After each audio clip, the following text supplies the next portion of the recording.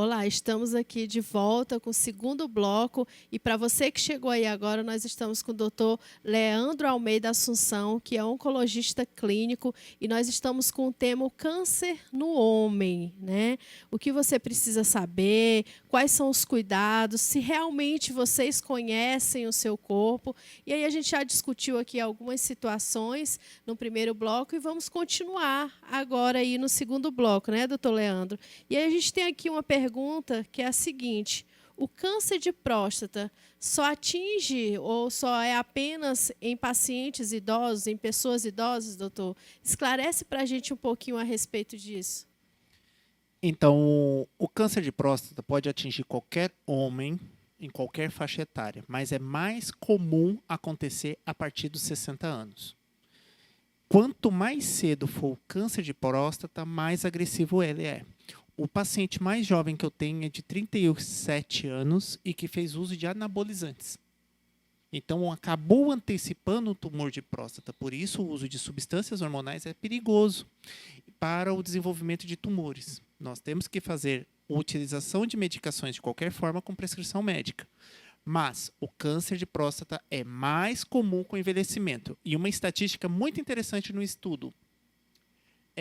Pacientes acima de 80 anos, a cada 4 pacientes, 1 terá câncer de próstata. Acima de 80 anos. Foi interessante o senhor falar agora aí sobre essa questão do uso de anabolizantes. Eu já tinha comentado sobre os hormônios e tudo. Então, quer dizer que o uso de anabolizantes é um fator? É um fator de risco? É algo que contribui para o câncer de próstata? O que acontece com o câncer de próstata é que ele é hormônio dependente. E ele depende da testosterona. E o anabolizante é derivado da testosterona sintética ou bioidêntica que acaba. Se você tiver uma célula lá quieta, você vai acabar nutrindo-a. Assim ela pode se desenvolver e promover a doença, o câncer, como uma síndrome propriamente dita. Tá vendo aí, né? Então, vocês, jovens, adolescentes aí que pensam em utilizar a substância, né? É igual quando a gente discutia aqui sobre o câncer na mulher, né? Através do HPV, que cada vez mais as mulheres estão com idade, diminuindo a idade e tendo câncer devido ao HPV. E no caso dos homens, tem essa problemática aí, né? Então, fiquem ligadinhos aí na informação, viu? Agora, Leandro, a respeito de câncer de próstata, a família, o fato de não ter nenhum caso de câncer de próstata na família, os homens podem ficar descansados, que não vão ser acometidos. Tem a ver o fato familiar, hereditário, o câncer de próstata, o fato de ter caso na família, deve se preocupar mais ou menos. Explica para o telespectador a respeito desse aspecto familiar do câncer de próstata. Pergunta bem interessante. Câncer de próstata tem o seu componente herdável. E esse componente herdável vem de genéticas familiares. No entanto, homens que não têm a história na família de câncer, pode sim, com o envelhecimento, desenvolver o câncer de próstata, sim. Hábito de vida, exposição a algumas substâncias que podem ser considerados fatores de risco. O mais importante de tudo, se você tem história, homens, história de câncer de mama familiar, de primeiro e segundo grau, o que seria? Mãe, tias, tem que ficar atento pela possibilidade de desenvolvimento de câncer de próstata por conta de mutação genética. E essa mutação é herdável. Câncer de próstata, pai ou irmão abaixo de 50 anos, aumenta mais ainda o risco de ficar com a característica herdável. Então, nós temos que ficar atentos, sim. E o câncer de próstata tem que ser triado a partir de 40 anos de idade. A triagem, o que seria? Você pega uma população geral dessa idade e você faz exames de triagem de baixo custo, que é o PSA, e o exame físico, que é o toque, para que você identifique. E o toque tem que ser realizado por um profissional habilitado, que saiba, porque não adianta qualquer um fazer o exame físico, sendo que ele não sabe o que perceber. Por isso que temos que tomar algumas medidas e procurar sempre um colega que esteja pronto para auxiliar nesse processo. Não apresentar nenhum sintoma significa que a pessoa não tem o câncer de próstata, doutor? Olha, a ausência de sintomas não significa que tem uma doença que esteja crescendo dentro de ti. Diabetes é silenciosa, hipertensão é silenciosa até aparecer os primeiros sintomas. O câncer de próstata, na fase inicial, é assintomático, você não percebe. E mais de 90% de chance de cura quando diagnosticado precocemente. O problema é quando ele sai do local da próstata ou ele acomete outras regiões da próstata, obstruindo o canal da uretra, fazendo insuficiência renal ou infiltrando estruturas próximas, por exemplo, os ossos da bacia, coluna, fêmur, promovendo fraturas importantes, deixando até o paciente acamado. É interessante, Leandro, essa discussão de câncer de próstata. À medida que vai se explanando, se explorando o assunto, vão surgindo dúvidas, questionamentos. Acredito que seja a dúvida também, o questionamento do telespectador. Alguns já mandam perguntas também a respeito desse tema. E aí uma dessas perguntas é a respeito de... há uma classificação, se tem uma classificação para câncer de próstata, esse termo é genérico, tem subdivisões, como é que eles são classificados, ou a abordagem que o paciente pode receber quando ele tem esse diagnóstico? Há alguns mais agressivos, outros menos agressivos? Vamos lá. Quanto ao câncer de próstata, é uma síndrome, então um conjunto de doenças. Nós podemos ter tumores do tipo melanoma, adenocarcinoma, neuroendócrino. Sendo adenocarcinoma mais de 90% dos tumores. E ele se subdivide em cometer num lado da próstata, os dois lados da próstata, que faz parte do estadiamento, ou se ele está deslocando para as regiões vizinhas à próstata, como bexiga, a uretra, invadindo outros órgãos e as ínguas, que são os linfonodos próximos. Assim, a gente modifica o estadiamento. Então, a gente tem o estadiamento histológico, que é o tipo de célula que tem ali, e temos o estadiamento pelo quanto que ele cresceu dentro do corpo do indivíduo. Pode ser que ele é pequenininho, mas caiu na corrente sanguínea e ficou numa íngua. Então, ele já muda, ele tem um comportamento mais agressivo. Então, nós temos que ficar atento quanto a isso. E quando fazem a biópsia, vem uma classificação também do câncer de próstata. Adenocarcinoma de próstata é utilizado quando você faz uma fotografia do tecido prostático, num campo maior, que seria como se eu estivesse olhando toda uma região, Marabá inteiro, e depois eu pego um pedaço da região, por exemplo, a Cidade Nova. Então, quando eu olho o foco, na Cidade Nova eu encontro algumas avenidas, quando eu olho Marabá eu encontro rodovias, avenidas e os seus grandes núcleos. No câncer de próstata, quando você olha, a gente faz assim, tem tantas células espalhadas assim, Gleason tal, aí começam as notas. E muitas vezes esse Gleason significa também a agressividade do tumor. É bem interessante, assim, quando você junta o conhecimento técnico com as questões populares, eles falam, tem câncer benigno e câncer maligno, né? Nós já exploramos isso aqui no programa várias vezes, mas acredito que ainda seja pertinente, né? Então, se fala câncer de próstata, sempre é maligno, né? Não tem o câncer de próstata benigno, não, né? Então, o câncer de próstata, na minha visão, em toda a literatura que eu utilizo de base, é sempre maligno. E já o benigno a gente chama de hiperplasia prostática, que é o envelhecimento da próstata. Aí a gente não fala que é tumor. Ele não tem tumorações. A próstata está inchada. Todo câncer de próstata é agressivo? Você falou um pouquinho aí, mas deixa mais claro para a gente. Se todo câncer de próstata ele é realmente agressivo.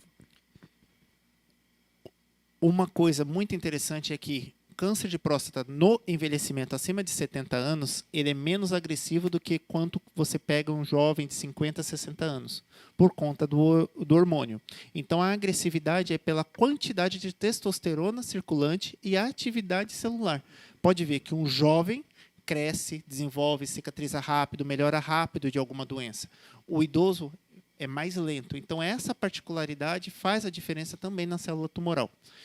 Portanto, nós temos uma característica importante. O câncer de próstata é individualmente classificado. Se ele é mais agressivo, depende de idade e outros fatores associados. Agora, uma vez diagnosticado, Leandro, o câncer, tem tratamento conservador, ou observar, ou expectante, ou sempre há necessidade de fazer algum tratamento medicamentoso ou cirúrgico? Porque uma das preocupações das pessoas é, assim, principalmente aqui na região norte, a dificuldade de tratar. Uma reclamação muito grande. Descobri que eu tenho câncer de próstata. Eu vou precisar tratar? Eu posso aguardar? Há necessidade de tratamento urgente? Como é que, uma vez descobrindo que tem esse câncer de próstata, uma vez descoberto, dado esse diagnóstico, tem que tratar logo ou pode aguardar um pouco mais? O câncer de próstata, diferente do que acontece com os outros tipos de tumores, ele tem uma particularidade muito interessante. A maioria dos tumores são identificados graças à campanha muito precoce, estágio clínico 1, 2. Dá para esperar um tempo, mas uma vez diagnosticado o câncer, você tem que priorizar o tratamento ou uma avaliação de um profissional habilitado, ou o próprio urologista, ou nós oncologistas, ou radioterapeuta. Para quê? Para que possamos avaliar se o paciente precisa ou não de tratamento imediato. Por exemplo, paciente de 40 anos com câncer de próstata tem que iniciar imediatamente o tratamento, pois ele tem muita testosterona circulando. Diferente de um senhor de 80 anos, já que ele tem uma dose de testosterona um pouco menor, e isso permite com que ele tenha uma segurança quanto ao prazo. E qual é o tratamento indicado para o câncer de próstata detectado precocemente? Qual que seria esse tratamento? Precocemente, nós temos temos uma divergência muito interessante na área médica quanto às suas especialidades. A urologia e a oncologia, hoje, já atuam muito em parceria, comprovando sobre riscos e benefícios. O câncer de próstata inicial, ele responde a radioterapia exclusiva ou cirurgia, dependendo da idade. Se o paciente tem comorbidades, por exemplo, paciente diabético, o pós-operatório dele é muito mais complicado do que um paciente não diabético. Um paciente obeso, o pós-operatório dele é muito mais complicado do que não obeso. Então, nós temos que classificar. Nós temos tratamento radioterápico, tão eficaz quanto a cirurgia. Mas, mesmo assim, precisa ficar fazendo acompanhamento com os especialistas por pelo menos 5 anos após o tratamento inicial. Agora, tem um questionamento a respeito do tratamento, nós estamos discutindo aqui agora, Leandro, em caso de precocidade no diagnóstico, né? Mas quando tu foi responder, tu fez menção de obesidade, diabetes. Para câncer de próstata, os fatores de risco, porque nós estamos discutindo tratamento, não estamos falando de tratamento, mas acredito que seja importante nós ressaltarmos alguns fatores de risco para que o câncer de próstata ele torne-se mais agressivo ou demande um tratamento mais precoce.